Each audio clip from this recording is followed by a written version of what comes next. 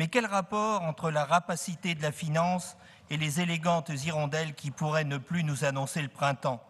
Quel lien entre flux monétaires et circulation d'espèces dans les écosystèmes? Espèces, amusant que l'on puisse désigner par le même mot une liasse de dollars et des rossignols. Mais il est également vrai qu'un rossignol est un instrument pour crocheter les serrures. Alors, dans ce contexte de crise, parler de nature, du potentiel de richesse que représente la biodiversité, les ressources naturelles et les biens communs n'est pas chose facile. Éric Orsenal nous le rappelle joliment dans l'introduction de son remarquable « Voyage au pays du coton ».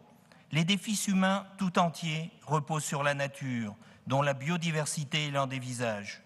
Une entreprise qui s'est construite, perfectionnée et qui fonctionne depuis près de 4 milliards d'années. N'est-ce pas le paradigme même de ce développement durable que l'on nous rabâche comme une incantation et auquel on ne réfléchit guère de façon critique, tant cela nous coûte de remettre réellement en cause notre mode de développement actuel qui n'est pas durable, tout le monde ne l'a-t-il pas admis. C'est bien cette entreprise du vivant que le Conseil régional Rhône-Alpes veut contribuer à protéger, à valoriser, en ayant aussi à l'esprit que valorisation n'est pas marchandisation. Depuis de nombreuses années, le Conseil régional Rhône-Alpes s'est engagé à travers plusieurs délibérations dans des politiques en faveur de la préservation des milieux naturels, des espèces, de l'eau. La région, garante dans l'environnement sur son territoire.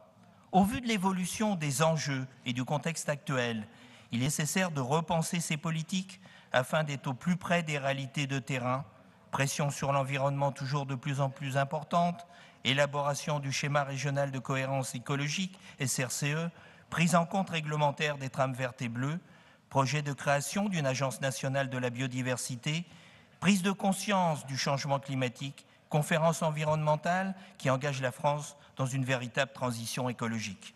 La région à l'écoute de son territoire. La région Rhône-Alpes souhaite associer les acteurs locaux dans cette refonte de sa politique. C'est pourquoi cette nouvelle délibération vise le remodelage de ces dispositifs en 3 temps. En temps d'affirmation, lors de cette assemblée plénière, le Conseil régional Rhône-Alpes veut affirmer sa volonté de mettre en œuvre une stratégie intégrée des problématiques eau et biodiversité, avec 3 objectifs complémentaires et indissociables. Accompagner les acteurs locaux, promouvoir le principe de solidarité et mettre en œuvre une approche concertée. Et puis aussi 5 axes d'action, améliorer les connaissances, structurer et renforcer les compétences régionales, favoriser le passage à l'action, sensibiliser, échanger et informer, former. Développer et accompagner des actions concrètes, innover, mutualiser par la transversalité et la coopération interrégionale, européenne et internationale. Durant l'année 2013, une concertation régionale avec l'ensemble des acteurs et des partenaires de l'eau et de la biodiversité sera mise en place en accord avec le futur schéma régional de cohérence écologique. Dans ce temps, les dispositifs actuels seront bien entendu maintenus afin de permettre aux structures locales de poursuivre leurs projets et les programmes engagés.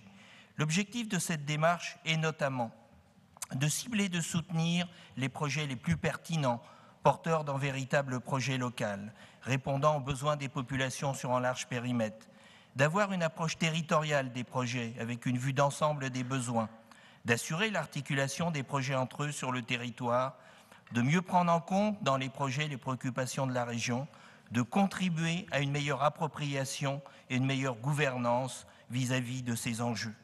Fin 2013, une délibération définissant les nouveaux critères d'intervention à compter de l'année 2014 sera votée en assemblée plénière par le Conseil régional. Ces nouveaux critères seront naturellement définis en fonction des retours de la consultation réalisée durant l'année. La région, consciente des enjeux de son territoire, c'est construire une politique régionale intégrant l'ensemble des problématiques environnementales, mais aussi sociales et économiques, conformément à l'approche développement durable de l'écorégion Rhône-Alpes. Proposer une approche innovante garantissant le rôle d'ensemblier de la région Rhône-Alpes, responsable de la solidarité et de la cohésion territoriale. Développer et valoriser le travail des parcs naturels régionaux et des réserves naturelles régionales qui sont de véritables territoires d'innovation et d'expérimentation pour répondre à ces nouveaux objectifs régionaux. Accompagner les contrats de rivière, plus de 40 en cours d'exécution ou en préparation, les 12 réserves naturelles régionales, les 7 contrats corridors biologiques, les 27 contrats biodiversité en Rhône-Alpes, les 150 emplois environnement soutenus par la région, essentiellement dédiés à l'eau. À l'appui de cette délibération, le Conseil régional Rhône-Alpes appuie plusieurs projets ambitieux. La création de nouvelles réserves naturelles régionales, le 3e lac de France, le lac d'Aiguebelette, la dernière grande tourbière d'altitude en Europe, la tourbière des Saisies, en futur parc naturel régional en Dombes, et contribuer à faire du Rhône une grande trame verte et bleue du lac Léman à la Camargue. Et puis à travers cette nouvelle délibération, l'écorégion Rhône-Alpes affirme une nouvelle ambition, la volonté de se placer comme véritable chef de file de la thématique biodiversité.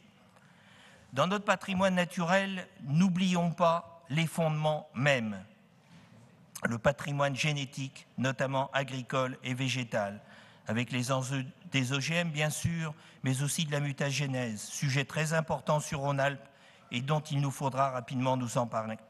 Notre ambition est de contribuer à une réflexion intégrée des ressources et des usages, à ce que l'eau et la biodiversité soient support de projets de territoire et au cœur de l'aménagement de nos territoires, à de nouvelles règles de partage des ressources qui permettent à chacun un accès durable à celles-ci, à ce qu'une véritable gestion publique et collective s'instaure au bénéfice des Rhône-Alpins. Notre ambition est aussi, à l'image du respect des engagements internationaux de la Convention mondiale pour la biodiversité, de polliniser, si j'ose dire, les ambitions dans l'ensemble des politiques du Conseil régional Rhône-Alpes et de celles de nos partenaires. La transversalité étant des exercices les plus difficiles, mais nombre de celles-ci, le plan Rhône, l'agriculture avec la protection des champs captants, l'écotourisme par exemple, montrent que cela est déjà en marche. Il nous faut améliorer la convergence de nos politiques sur ces enjeux et la région est la bonne échelle. Bonne échelle aussi pour réduire les niches grises, celles des aides néfastes à la préservation de nos ressources naturelles.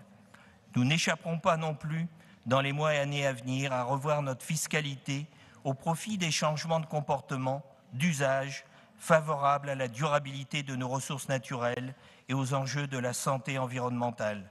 Bonne santé dans un environnement sain, particulièrement celui des villes.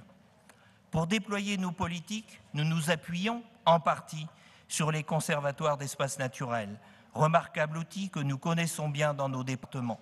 Selon la loi, il nous faut maintenant, aux côtés de l'État, les agréer pour 5 ans. Comme je sais que vous êtes toutes et tous particulièrement attachés au patrimoine naturel de notre région, en guise de conclusion, je vous livre cette citation de Lao Tse, « Sans le saule, comment connaître le souffle du vent ?» Merci de votre attention. Merci pour la